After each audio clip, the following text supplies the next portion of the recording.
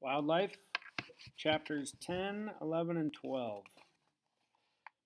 In the morning, Eric lay awake, dreading having to see Big Darrell. To his relief, he heard the kitchen door shut, followed by the sound of the truck starting up. He got up and watched from the barn as Big Darrell drove off. Evidently, the beet harvest continued, even on Sunday, and Eric was glad of it. When he walked into the house, Oma made a big to-do over him and Quill, asking how they slept and what they'd like for breakfast. Eggs would be great, Eric said. Please. Eric, Oma said softly, you mustn't mind Big Darrell. He has a lot on his mind. Eric was still too angry to answer, even if he could have thought of something to say to that. She continued apologetically. He called this morning. Dr. Bob is going to come for Quill later today. Eric felt his jaw clench in fury. Oma blinked, looking as helpless as he felt. I'm sorry, she whispered. After a long silence, she sighed and looked down at Quill, who was sitting by Eric's feet. Now, what on earth are we going to feed you this morning? She asked. I guess it'll have to be ham and eggs for you and Eric both. How does that sound? Quill thumped her tail. As Oma busied herself cooking, Eric examined Quill's face. There was a little swelling, but it wasn't bad at all, and she seemed to be acting just fine. Oma handed Eric a plate of fried eggs, cooked crispy on the edges the way he liked them. She told him she was going to church and asked if he wanted to come along. I'll just stay here. Dr. Bob's coming, remember?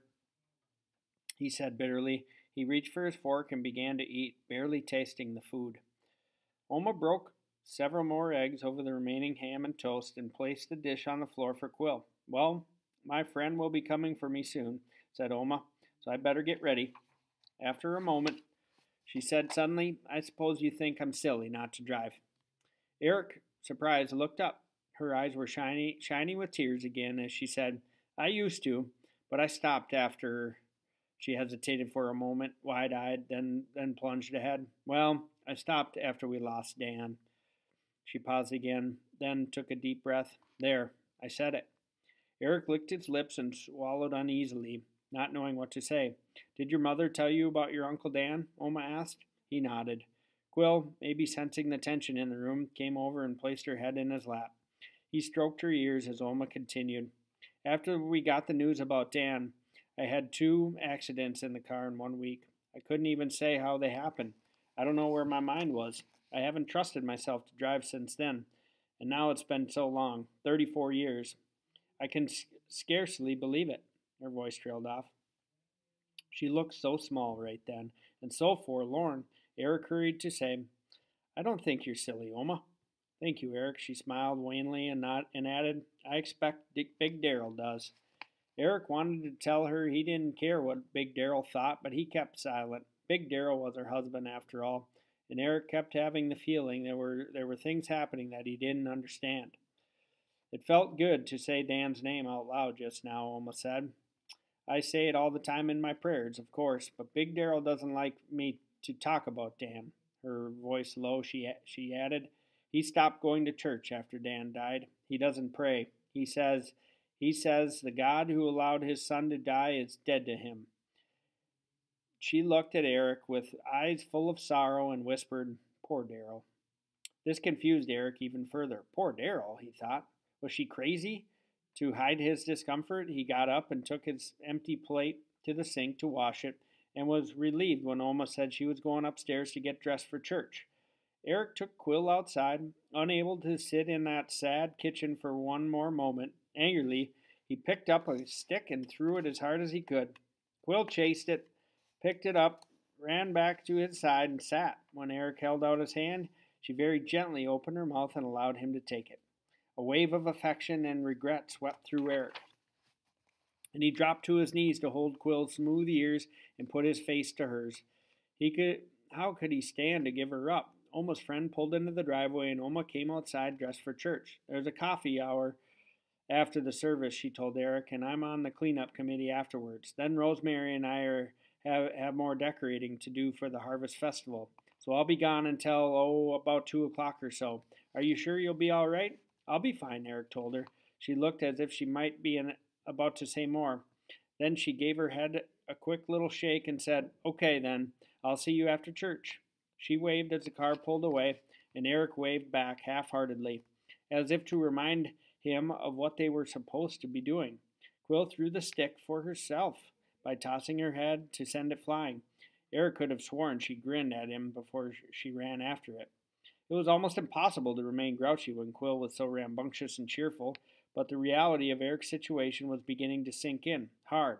It was Sunday. Dr. Bob was coming soon to take Quill. Maybe, just maybe, he'd have been able to stand being here if he had Quill to keep him company. But without her, all he had to look forward to was starting at a new school where he didn't know anybody and had no friends. Everything about Fortuna, North Dakota seemed strange and foreign, and Eric had every reason to think the kids would be different too. What if all the guys were as weird and unfriendly as Big Darrell? He thought about what Oma had said about Big Darrell and Dan, and his mind returned to the bedroom at the top of the stairs. He decided to go back and look around some more. He didn't know what, exactly, he hoped to learn. Mostly, he was curious. Dan was his uncle, after all. "Come on, Quill," he called. In Dan's room, he studied the photograph on the wall. Dan gazed into the camera, looking handsome and very young. Way too young to be dead, Eric couldn't help thinking. Also, he had the feeling that Dan's serious, businesslike expression was put on, as if the normally smiling, happy-go-lucky boy thought this was the way a soldier ought to look in his official military picture. Next, Eric examined the medal. He hadn't ever seen a Purple Heart before, but knew this had to be one. Oma and Big Darrell must have been given the decoration after Dan was killed in action. Wanting to know more about Dan than the bare facts revealed by the flag and the medal and the photo, Eric opened the top dresser drawer. It contained report cards, some photos of Dan in his football uniform, and some 4-H ribbons like the ones on the mirror in his mother's old bedroom. The next two drawers held neatly folded clothes, t-shirts and underwear and jeans. He wandered over to the closet. There were several stiff-pressed army uniforms hanging there, a camouflage jacket and some denim and flannel shirts. Shoes were neatly lined up in a row on the floor, shiny, polished army boots, a pair of hunting boots, a pair of loafers, and some sneakers. The shininess of the boots caught Eric's attention. There was no dust on them or on anything in the room. After 34 years, he wondered. Then he realized that someone, Oma of course, must come in here to clean. He pictured her lovingly dusting Dan things and maybe saying his name out loud when Big Darrell wasn't home. It made him sad to think of it. On the overhead shelf in the closet, there was some camping stuff, a sleeping bag, a canteen, and a canvas sack with a shoulder strap that he recognized as a Boy Scout mess kit. Next to these things was a shoebox tied with a piece of twine. He reached for it and slipped off the twine. Inside was a dog collar, a leash, a couple of long tail feathers from a pheasant, and more photos of Dan with a yellow Labrador retriever. In some, the dog was happy and Dan was about Eric's age. One, labeled Elvis, 4-H obedient school graduate, showed Dan holding up a certificate and laughing as the dog's tongue bathed his face. Flipping through them, Eric could see the boy and the dog growing up together. Several photos were paper-clipped together. The one on top was of Dan and Big Darrell, both dressed for hunting and holding shotguns. They stood beside Elvis, who held a male pheasant in his mouth. Dan and Big Darrell were both grinning like fools, and even Elvis seemed to be smiling proudly as he held his prize. The next, clearly taken on the same golden fall day, showed Dan and Big Darrell kneeling beside Elvis in the fallen leaves. Dan held up a bird in each hand. Big Darrell had one arm around Dan and the other around Elvis's neck. Once again, they all looked deliriously happy. A third showed Oma, Big Darrell, and Dan sitting at the table, with Dan holding a carving knife and a fork over a platter of roasted birds. Elvis stood by Dan. Everybody was giving a big, cheesy smile to the picture taker, who Eric figured had been his mom. As he studied the pictures, a fierce longing rose inside of him, as if a lot of things he'd read and dreamed about and half imagined suddenly came into focus. He wanted to be the boy in those photographs, or to be like him at least. In these photos, Eric saw everything he had tried to explain to his mother about wanting to go hunting, plus something else he hadn't understood at the time, how a big part of experience was sharing it with a dog. Eric had listened to Patrick and his dad talking about what a great dog Hot Spots was and how amazing she was at finding birds, but he hadn't actually hunted with her. Looking at Dan and Elvis, he imagined them in the field, working together, combining their skill and knowledge and instincts in the hunt. He wanted to have that experience with Quill. Along with all these thoughts and feelings, the photos raised even more questions about Big Darrell. It was impossible to believe that the casually affectionate man smiling in the pictures with his arm around Elvis and Dan was the same stern, grim-faced person Eric had met. The one who didn't hunt, who seemed to hate kids, well, Eric anyway, and the one who said, "What's that dog doing in here?" And "Didn't I say no more dogs?" And "The dog goes." It didn't make sense. With a sigh, Eric retied the twine around the box. As he reached up to return it to the shelf, he caught a glimpse of something leaning against the back wall of the closet. Pushing the hanging clothing to the side, he bent down and pulled out a 12-gauge semi-automatic shotgun. "Wow," he murmured. He recognized the gun immediately as the same one Dan had been holding in the photograph. Stacked against the rear wall of the closet were several boxes of shotgun shells. Quill, who had been sitting in a patch of sunlight by the window, came over and sniffed the gun with interest. "You know what this is, don't you, Quill?" Eric asked. He didn't think Oma would leave a loaded gun around the house, but he checked it to be sure. Pointing the muzzle toward the floor and keeping his fingers well away from the trigger, he pulled back the bolt. No cartridge popped out of the chamber, but he pulled the bolt a couple more times to make sure there weren't any shells in the magazine either. He noticed a metal plate on the wooden stock engraved with a scene of a man standing, gun to his shoulder, over a dog on point. The dog stood with its tail straight out, front paw lifted, staring with great focus at a pheasant that was hiding in the brush. The dog looked an awful lot like Quill. Whoever the artist was, he was really good. Eric could almost see the dog quivering with contained excitement. Quill watched him as he hefted the gun, testing the length and weight of it. It felt good. He liked the smell of gun oil and the faint odor of gunpowder that clung to it. He lifted it to his shoulder and was sighting down the barrel when the phone rang. He froze for a moment. A rush of guilt flooded through him. Guilt as being caught snooping in Dan's room and handling Dan's gun. He felt this even as he realized it was silly. Whoever was on the phone couldn't see him. The guilt passed, followed by dread. He was pretty sure he knew who was calling. He forced himself to set the gun down and walk to Oma and Big Darrell's room. When he picked up the receiver, Doctor's voice boomed. "Eric, good news. I found the dog's owner." Chapter 11. Eric's heart leaped, then sank as Bob continued talking. "It's a fellow by the name of Mike Duvashin. He lives down near Bismarck. He brought some of his dogs up this way last weekend to hunt sharptails, just the way I figured, and this pup took off on him. Says he called and whistled and drove around looking for her, but finally had to leave." "He just left Quill behind?" Eric asked incredulously. "Who? Oh, is that what you're calling her?" Dr. Bob chuckled. "Cute. Anyway, Dushovin said it was getting dark and he couldn't spend all night looking. He had to get home. He didn't know anything about the porcupine. He can't come today, but thinks he'll be able to get up this way tomorrow or the next." "Oh," Eric said weakly. "How's the dog doing?" Eric looked at Quill, who was over in the corner sniffing a pair of Oma's slippers, and smiled despite himself. "Great," he said. "She acts like nothing ever happened." "That's the beauty of dogs," Dr. Bob said. "They don't dwell on the past. Any swelling?" "Maybe, just a little." "Is she eating?" "Venison, ham, eggs so far," Eric told him. Bob laughed and said, "Nothing but the best, huh?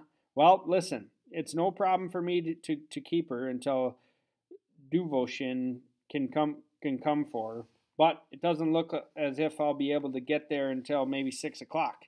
Is that going to be soon enough for Big Darrell?" Eric thought about the way his grandfather's cold blue eyes had flattened when he first saw Quill, and he took his face when he said, "Take that mutt out to the barn." "I guess it'll have to be," he said. "All right, then. I'll see you tonight." Eric forced himself to say thanks before hanging up. Quill, who was curled on a rug next to the bed, got to her feet and came over to him.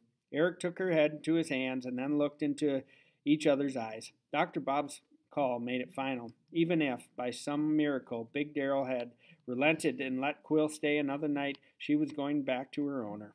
He thought about Quill returning to this Duvashin guy, who obviously didn't care about her anywhere near as much as Eric did, or he'd never have left her behind to contend with a porcupine all on her own. He thought about going to school the next day, a prospect daunting in itself.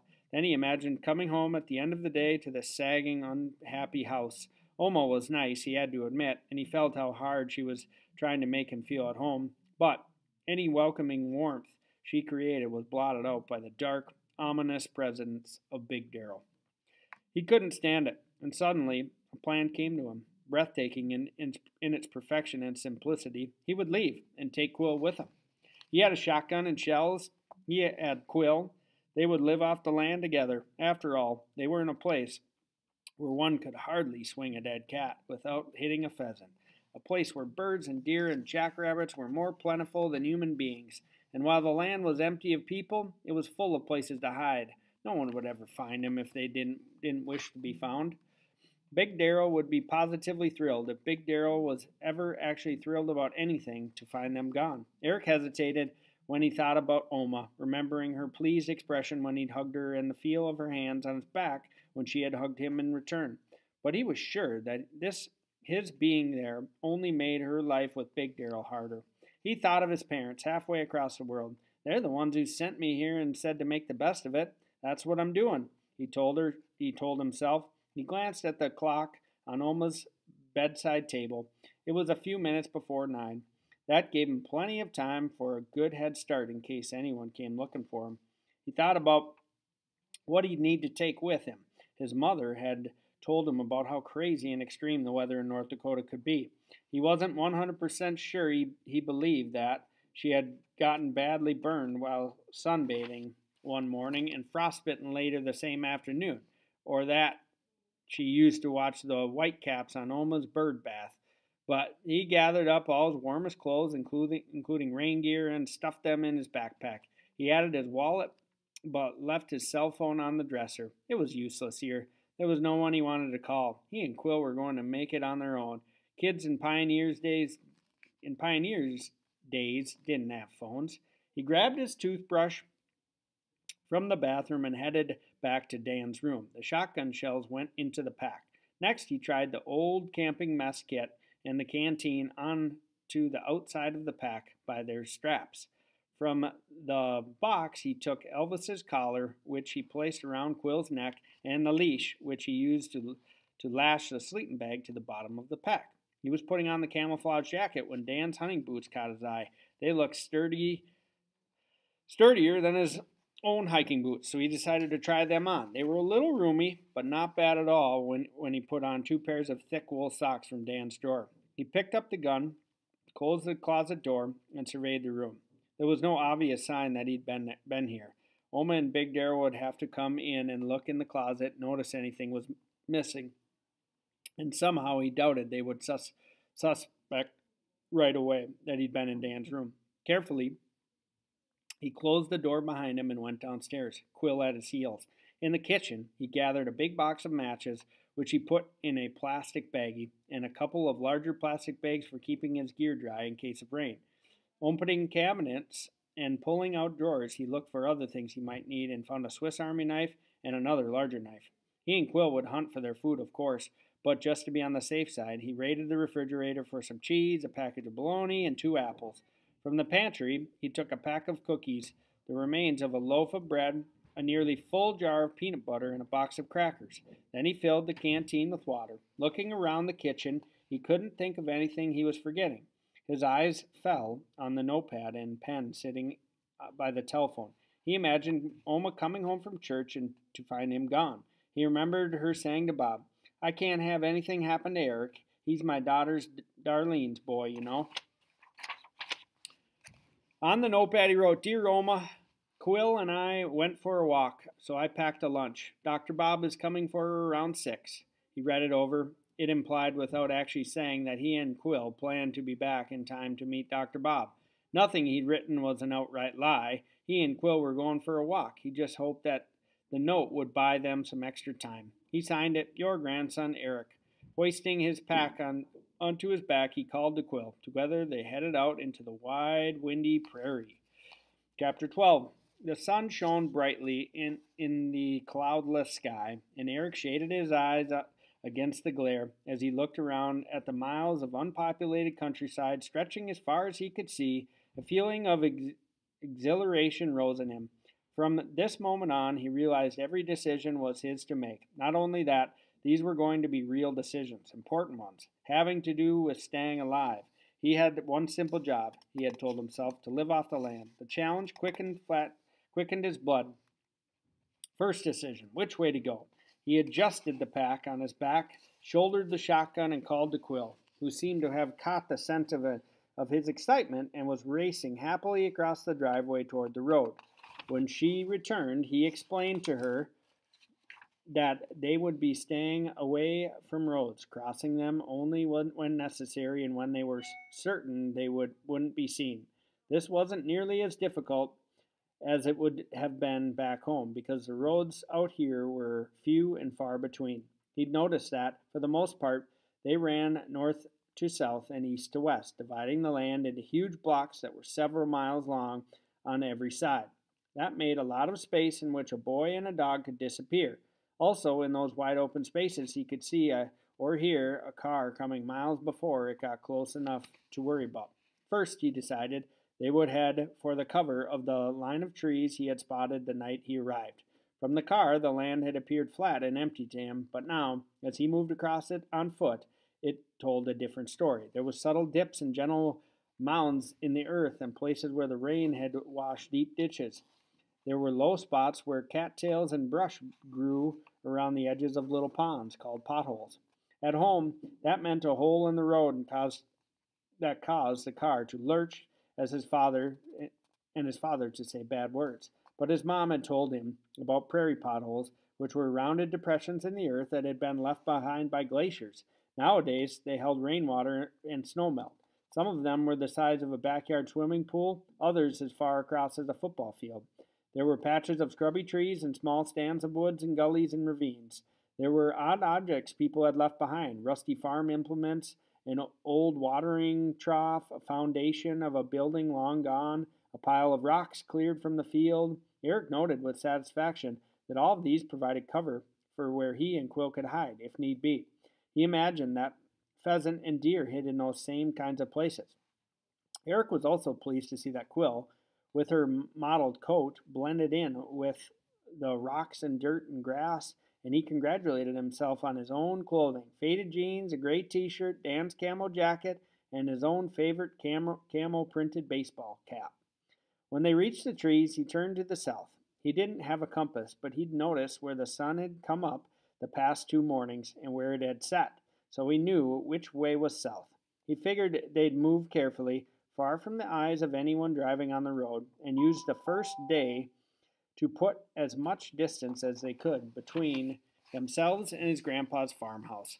He chose south as their direction because he knew that Canada wasn't far to the north. Back in New York, when he'd gone to Canada with his parents for a weekend vacation, they had crossed a big bridge where they'd had to show their passports to the guards and answer questions about where they were born and what they were planning to do in Canada. He didn't know what the border was like out here, but he wasn't taking the chance of being spotted or questioned.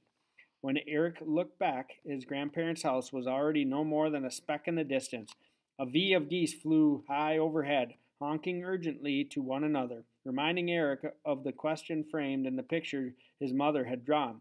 He had found the answer. This, he felt sure, was how he was meant to live his one wild life, with his gun on his shoulder and his dog by his side, free to go where he pleased in a wide and wild place, with no grown-ups to give orders and hold him back. He had only the supplies he could fit in his pack and his own wits and courage, and that was all he needed.